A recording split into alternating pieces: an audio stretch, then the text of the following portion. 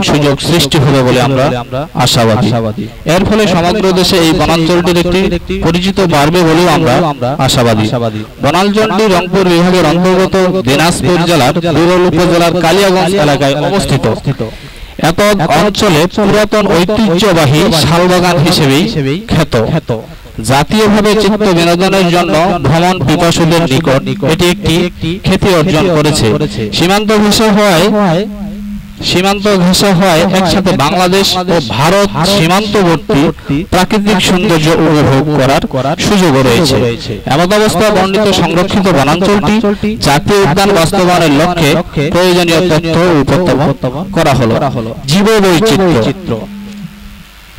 জীববৈচিত্র্য যেমন আমাদের এখানে রয়েছে শিয়াল, সজারু, বেজি, খরগোশ, গুইসাপ, গোখরসাপ, অজগর, রাসেল ভাইপার, বাদুড়, চামচিকা, কাঠবিড়ালি, বাবুই, পেঁচা, হলদে পাখি, বহু কথা কও, শালিক, টুনটুনি, টিয়া, ঘুঘু, মাছরাঙা ইত্যাদি।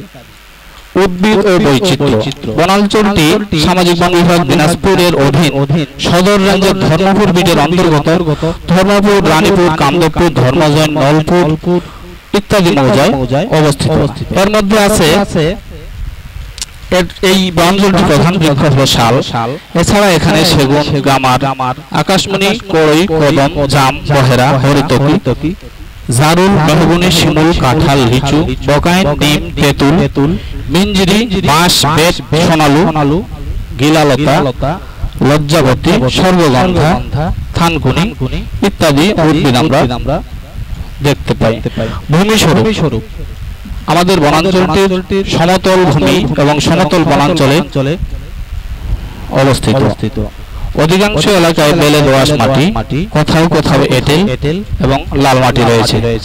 প্রাকৃতিক নদ নদীর মধ্যে ধর্মপুর বিটের 34টি পুকুর এবং একটি নোনাখাল রয়েছে। এছাড়া এর মধ্যে প্রস্তাবিত জাতীয় উদ্যানের ভিতর ছোট বড় মোট 18টি পুকুর এবং একটি নোনাখাল পড়েছে।